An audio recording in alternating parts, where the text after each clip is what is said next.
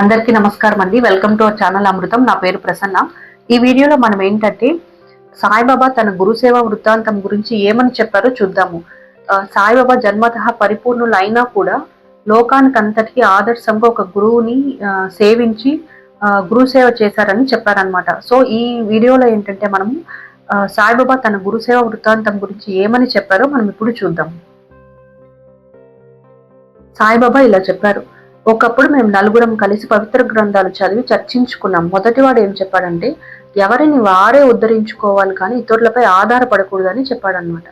రెండవ అతను ఏం చెప్పాడంటే, సర్వవ్యాపి అయిన ఆత్మయే సాక్ష్యము, ఆత్మని మనసులో పెట్టుకుని మనసుని నిగ్రహించుకున్న వాడే కృతార్థుడు అవుతాడని రెండవ అతను చెప్పాడు. మూడవ అతను ఏం చెప్పాడంటే, ఈ ప్రపంచం అనిత్యం, నిరాకారమైనదే సత్యం, దీన్ని మనసులో పెట్టుకొని ధ్యానించిన వాడే ముక్తికి మార్గం తెలుసుకుంటాడని మూడవ అతను చెప్పాడనమాట.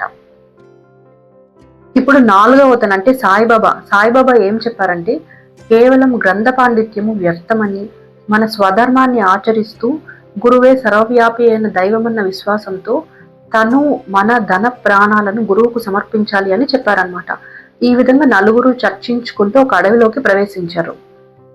అక్కడ అడవిలో వాళ్ళకి ఒక కూలివాడు కనిపించాడనమాట. కనిపించి మీరు ఎక్కడికి పోతున్నారు అని అడిగాడు. ఇప్పుడు వీళ్ళందరూ ఎక్కడికి పోతున్నారో చెప్పడం ఇష్టం లేక తెలివిగా సమాధానం చెప్పి తప్పించుకో చూచారనమాట. చూసినప్పుడు కూలివాడు చెప్తాడు, సరే మీరు ఎక్కడికి పోతున్నారో నాకు చెప్పనవసరం లేదు, కానీ ఈ అడవులు చాలా పెద్దవి, భయంకరమైనవి, ఒక మార్గదర్శిని కూడా తీసుకొని పోతే మీరు గమ్యం తప్పకుండా చేరుతారు, కొంతసేపు ఇక్కడ కూర్చొని విశ్రాంతి తీసుకొని రొట్టె నీరు తీసుకొని పోవచ్చు కదా అని అడుగుతాడనమాట. అప్పుడు వాళ్ళందరూ వెళ్ళిపోతారు కదా. సో వెళ్ళిపోయి వాళ్ళు తిరుగుతూనే ఉంటారనమాట. తిరిగి మళ్ళీ సేమ్ ప్లేస్కి వస్తారు. సేమ్ ప్లేస్కి వస్తే మళ్ళీ అతన్ని కలుసుకుంటారంట. అదే కూలివాడిని కలుసుకుంటారు. అప్పుడు ఆ కూలివాడు చెప్తాడు, మీరు సహాయం లేకుండా తిరుగుతున్నారు కాబట్టి మీరు ఈ విధంగా దారి తప్పారు. ఎప్పుడూ ఒక మార్గదర్శి తప్పకుండా ఉండాలి. మీరు ఏమి వెతకాలనుకున్నా సరే మార్గదర్శి ఉండాలి. మాలాంటి వాళ్ళు ఊరికి ఎవరికి కనిపించరు. అన్నం తిని పొమ్మన్న ఆహ్వానాన్ని శుభశకునంగా భావించాలి అని చెప్తాడనమాట.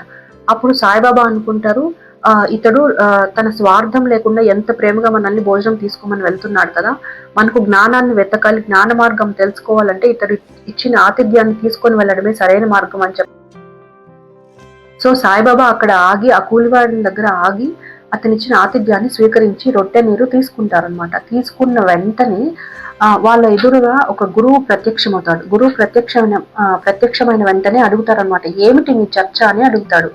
అప్పుడు బాబా చెప్తారనమాట, ఈ విధంగా మేము దేవుణ్ణి వెతుకుతా వెళ్తున్నాము, జ్ఞానం కోసం వెళ్తున్నాము అని చెప్తారనమాట.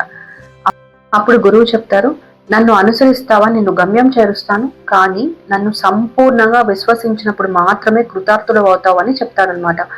సాయిబాబా నమస్కరించి వారిని గురువుగా స్వీకరించి ఆ గురువుతో వెళ్ళిపోతాడనమాట. మిగిలిన ముగ్గురు ఏంటంటే వాళ్ళు ఇచ్చిన ఆ కూలివాడు ఇచ్చిన ఆతిథ్యాన్ని స్వీకరించకుండా అడవుల్లో తిరుగుతూ జ్ఞానం కోసం అన్వేషించడం అని అలానే ఆకలి దప్పులతో తిరుగుతూనే ఉండిపోతారు. తర్వాత సాయిబాబా ఇలా చెప్తారు, తర్వాత గురువు నన్ను ఒక బావి దగ్గరకు తీసుకెళ్లి నా తల క్రిందులుగా నన్ను బావి మీద వేలాడదీశారు. చెట్టు నుంచి బాబాని వేలాడదీశారంట. అంటే నీటికి బాబా 3 అడుగుల దూరంలో బాబాని తల క్రిందులుగా వేలాడదీసి గురువు ఎక్కడికో వెళ్ళిపోయారంట. వెళ్ళిపోయి ఒక 5 గంటల తర్వాత మళ్ళీ తిరిగి వచ్చారంట. తిరిగి వచ్చి ఎలా ఉన్నావు అని అడుగుతారనమాట. అడిగినప్పుడు నేను పరమానందంలో ఉన్నాను, నేను చాలా సంతోషంగా ఉన్నానని బాబా సమాధానం ఇస్తారు. సమాధానం ఇచ్చిన వెంటనే ఆ గురువు బాబాని కౌగిలించుకొని శరీరాన్ని నిమిరి తనను శిష్యునిగా అంగీకరించారనమాట.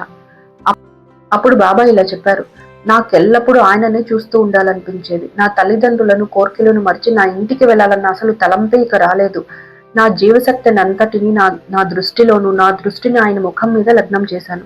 ఆయన నా ధ్యానమూర్తి అని చెప్పారనమాట. అలానే 1854 సంవత్సరంలో శ్రీ సాయి షిరిడి గ్రామానికి ఉత్తరాన ఉన్న వేప చెట్టు కింద ఆసనం వేసుకుని కూర్చొని అందరికీ కనిపించాడనమాట. అప్పుడు ఆయన్ని చూసిన నానా చౌక్దార్ తల్లి ఇలా చెప్పింది, ఈ బాలుడు మొదట వేప చెట్టు కింద ఆసనం వేసుకుని కూర్చొని కనిపించాడు. అతడు చలికి వేడికి చలించక తపస్సు చేసుకుంటూ ఎప్పుడూ అక్కడే ఉండేవాడు అనమాట. పగలనక రాత్రమనక ఎవ్వరికీ భయపడకుండా అక్కడే కూర్చొని ఎప్పుడూ తపస్సు చేసుకునేవాడు. ఇతను చూసి అందరూ ఆశ్చర్యపోయారు. ఈ పిల్లవాడు ఎవరు, ఎక్కడి నుండి వచ్చారు, ఇతని తల్లిదండ్రులు ఎవరు అని చాలా ఆశ్చర్యపోయారనమాట. అటువంటి టైంలో ఒక అతనికి ఖండోబా దేవత పూనిందనమాట. పూనినప్పుడు అందరూ అడిగారు, ఈ పిల్లవాడు ఎవరు, ఎక్కడి నుండి వచ్చారు అని అడిగాడనమాట. అప్పుడు అడిగినప్పుడు ఖండోబా దేవత ఏం చేస్తుందంటే ఆ వేప చెట్టు దగ్గర ఒక స్థానాన్ని తవ్విపిస్తారనమాట. తవ్విపించినప్పుడు లోపల ఏంటంటే ఒక భూగృహములోనికి దారి దొరుకుతుంది. అక్కడ 4 బండలుంటాయి. ఆ బండలు తీసిన తర్వాత ఒక ఒక గృహం లాగా ఒక భూగర్భంలోకి దారి అనేది దొరుకుతుందనమాట. అక్కడేంటంటే తిని వదిలేసిన పదార్థాలు, 4 వెలుగుతున్న ప్రమిదలు, ఆహార పదార్థాలు ఇలాంటివన్నీ దొరికాయన్నమాట. అప్పుడు ఆ దేవుడు వాళ్ళకి చెప్పాడు, "ఈ కుర్రవాడు ఇక్కడ 12 సంవత్సరాలు తపస్సు చేశాడు" అని చెప్పారన్నమాట. ఇదే విషయం గురించి సాయి ఏం చెప్పారంటే, ఆ భూగృహాన్ని మూసివేయమని, అది తన గురుస్థానం అని చెప్పారు. సో ఇది అండి సాయిబాబా గురుసేవ వృత్తాంతము. సో ఈ వీడియో మీకు నచ్చినట్లయితే ప్లీజ్ మన ఛానల్‌ని సబ్స్క్రైబ్ చేసుకొని వీడియోని లైక్ చేయండి. థాంక్స్ అండి. Thanks for watching this video.